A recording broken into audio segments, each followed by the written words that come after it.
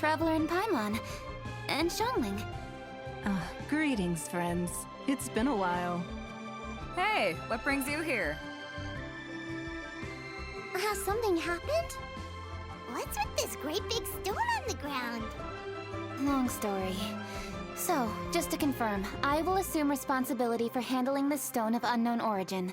Any objections? None here. You know how to get things done, Kuching. As long as it's with you, I can rest easy knowing that it's in safe hands. Should I take this to mean that you doubt the relative safety of leaving this in the hands of the Tianquan? Huh? Well, for starters, Kuching is the one who's always out running errands, rain or shine. Besides, you don't seem to give a wooden more about this whole thing anyway, so what's it to you? I was merely joking. You, meanwhile, seem only too ready to pounce when an opportunity to publicly lambaste me arises. Even when it means giving our poor mutual friend here the cold shoulder. By no means. You wish to know about the stone, I presume. Then let me invite the great seafarer Captain Beto to tell the story, if she would be so kind. You... Fine. Well, it's a big one, right? And such a smooth surface, too. Makes you think there's gotta be a good chunk of jade in there. It was found by a fishing crew, not far off the coast. It must have been underwater for years, so the erosion will be what's given it that smooth finish. Finds like this cannot be kept as private property, and must be submitted to a holder of public office. Placing it into our custody will also give them peace of mind. So, what's inside it? Well, we've hit it with just about every weapon we could get our hands on and haven't managed to even dent it yet. Clearly there's more to it than meets the eye. No weapon could smash it open. Wow. Paimon doesn't think we've ever encountered a stone like that before. Kuching has taken an unusually keen interest in this giant stone, which is why we are leaving the matter in her capable hands. Let's put that aside for a second. Traveler, what brings you here? Were you looking for someone? Actually, we were looking for all of you. We need all hands on deck here. Oh? Hopefully not because there's been some sort of cataclysmic event. No, nothing like that.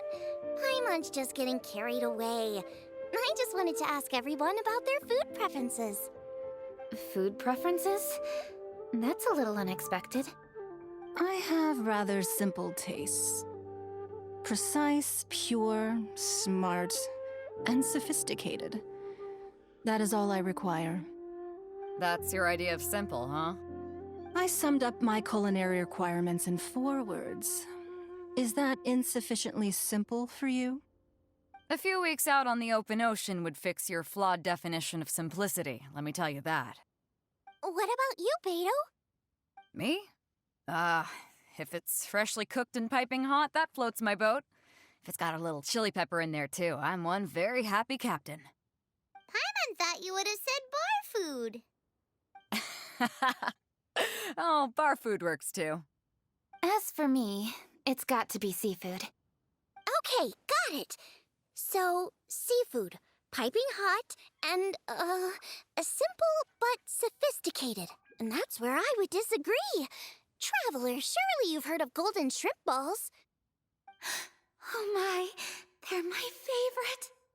You need to wash and devein the shrimp, wrap it in finely sliced potato strips, then deep fry it to perfection. There's no room for cutting corners. They're very precisely put together. They taste pure, the presentation is smart, and the skill needed to cook them is highly sophisticated. It fits Ningguang's forward summary to the letter. Huh. So what you're saying is, for all the frills and trills, good food is all the same at the core? I heartily agree. Golden shrimp balls are a prime example. Their essence lies in combining art and nutrition in a single package. It is a dish of true value. Okay, got it. So Kuching loves golden shrimp balls. I didn't say that. Did I? No, at least not outright. Alrighty. Thanks for all your input. I'll be sure to take it all into consideration. Traveler, Paimon, do you have anything planned after this? Good. I'd like you to help me investigate something. It's about this stone. You picked the right people for the job. We investigate stuff all the time. My thoughts exactly. The Qixing has a public duty to deliver our final verdict to the fishermen, but there are also some things I would like to investigate on a personal level. I'm sure you've become acquainted with the general background of the Moonchase Festival. However, I have my own understanding of this festival's roots. My grandfather was a researcher of Liyue's traditions. In his notes, he indicated that there was a deity called the Stove God in ancient Liyue, which people paid tribute to at a certain time of the year. Very few written records make mention of the Stove God, and those that do are notoriously confusing. Some scholars believe that the Stove God was just another title held by the Lord of Geo, but others suggest that this was a different deity altogether. One folktale even claims that the ancients found the Stove God's shrine, but there was no statue, only a huge, smooth slab of stone. Shortly after it was found, the stone was lost in transit, and it hasn't been seen since. This stone here has all the same features, so I suspect it could be the one that went missing all those years ago. After many years of researching ancient texts, my grandfather came to believe that the practice of paying seasonal tribute to the Stove God may be best described as a festival. He called it the Stove God Festival. That would make it the forerunner to the Moonchase Festival we know today. But this is all just theory and conjecture. To prove any of it, we'd need to start by identifying who the Stove God really was. Now that Rex Lapis has passed on, and Liyue has entered the age of humankind, his successors should continue to respect our nation's culture and traditions, just as he did. That's why I think the responsibility for this situation should fall to me. It's a chance to shed light on our history, revitalize an ancient tradition, and possibly prove my grandfather's hypothesis along the way. With any luck, we'll nail all three in one fell swoop. It was just a couple of days ago that we received this stone. Right after we decided to use food as the central theme for this year's festival. It makes me wonder. Maybe a divine will is at work behind all of this. 3 birds with 1 stone, huh? That's pretty efficient, even for cooking.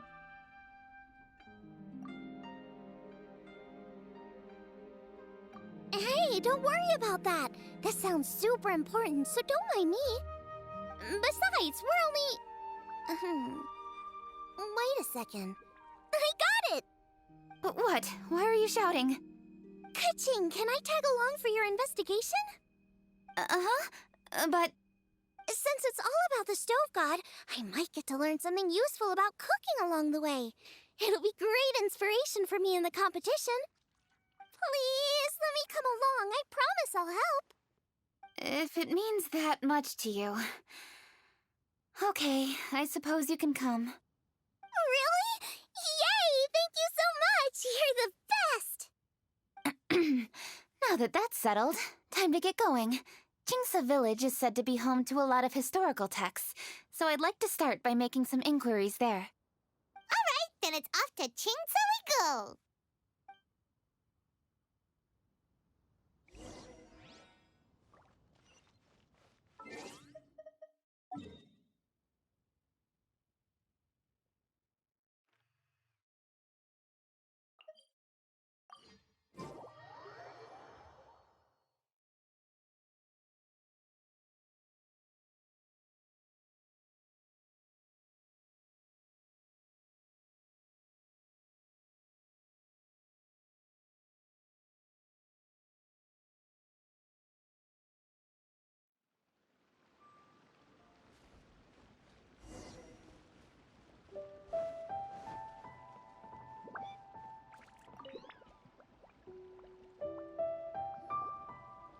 Hi, Granny. We need your help with something. Are there any old books around Jingsa Village? You know, from a really long time ago? Oh, looking for ancient texts, are we? Let me think. There is an old warehouse over there, property of the Feiyun Commerce Guild. Many books are stored inside, those that they have no room for at home. In fact, Their youngest comes over this way to read sometimes. The Feiyun Commerce Guild's youngest? You must be talking about Xingqiu. Paimon didn't know they had a warehouse here. Let's go take a look.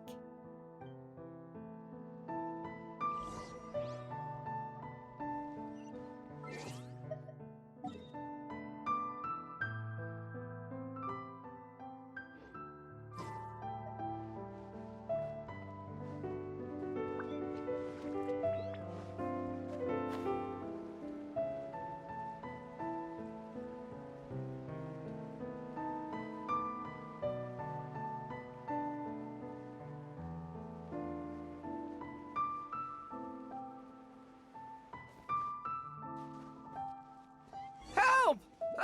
I'm being robbed! It came from that direction. Come on! Pew!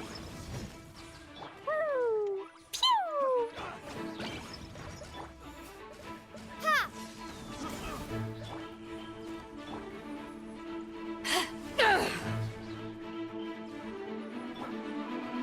Hi-ya!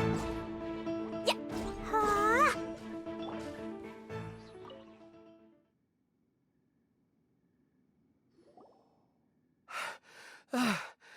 I've come here to clean the book warehouse plenty of times before, but this is the first time I've run into these crooks. Are you all right? I am, thanks to all of you. Hey, wait a minute. You're the traveler, aren't you? And you're with... Lady Kuching. An honor. Truly an honor. We'll try not to take up too much of your time. I understand that this book warehouse is the property of the Feiyun Commerce Guild. Could you advise whether we might find any text relating to the stove god in this collection? The stove god? I heard that's the Lord of Geo, right? Huh? Really? Yeah, a friend of mine who conducts research mentioned it once before. We use stoves for cooking, and stoves are built from rock. Some people think that the stove is a gift from the Lord of Geo. And that's why they call him the stove god. Seems logical enough. But do you have any books on the topic? I'm sorry, I'd have to ask the young master about that. Oh, any questions? Please, ask away. Hey, it's Chongyun and Xingqiu. Hello, one and all.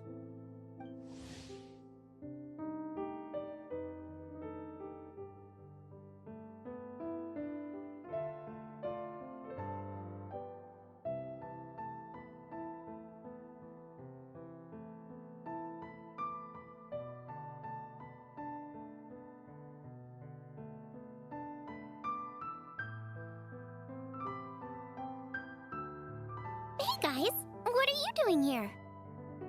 I was bored with nothing to do, and thought I'd come out this way for a bit of reading. And then I thought, why not bring Chongyun along too? Yes, I'm just along for the ride, really. I see the Yuheng Kuching is with you. Whatever brings you here must surely be a matter of grave importance. Master Xingqiu, if I may be so bold, do you happen to know if there are any texts on the subject of the stove god among this collection? Since I personally selected which volumes to store here, I do have some recollection of their contents. If my memory betrays me not, there is one volume among them called Demystifying the Legends of Liyue, which mentions the stove god. Might I take a look? Certainly. If it pleases my lady, I shall lead the way. Sheng, I will take care of things here. You're free to go about your own business. They're back! So did you find it? Yes, Master Xingqiu has quite an exceptional memory.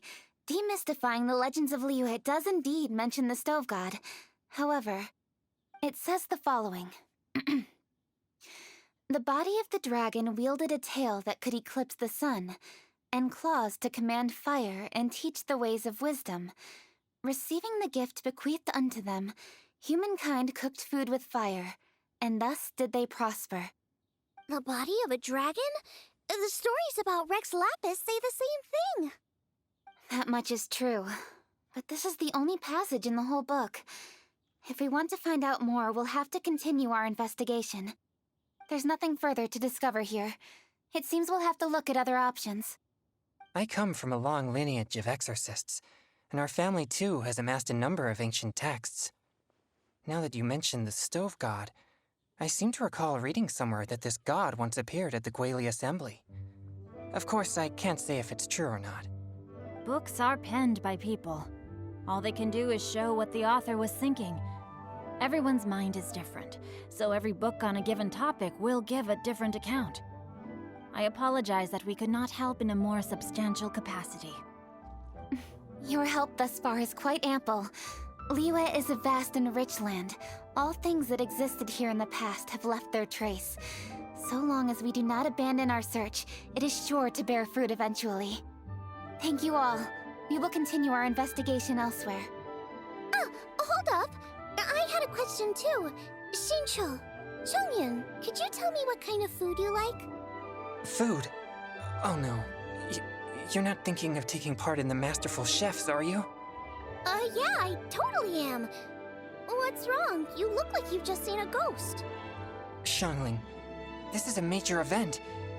I beg you, please don't cook anything strange for this competition. What do you mean, strange?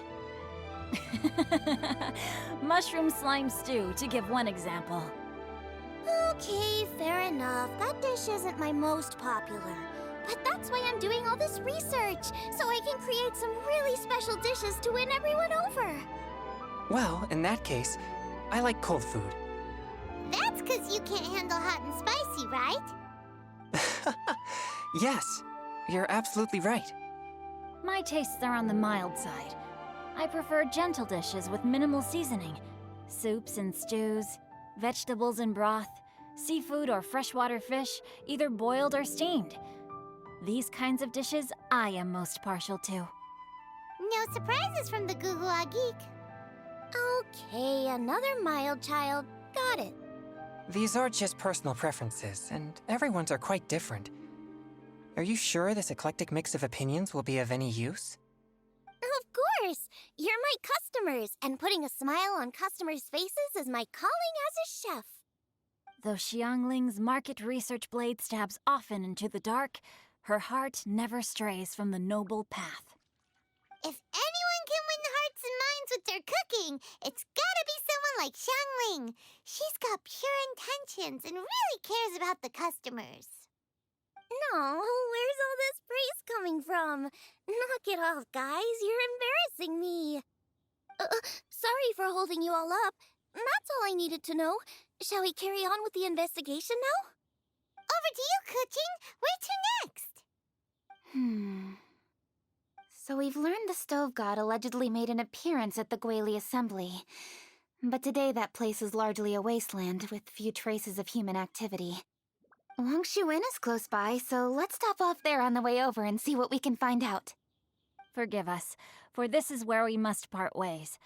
May your journey be a smooth one. Yes, best of luck. If you run into any difficulties, come and find us. We'll be only too glad to help. Let's go! Next stop, Wangshu Inn!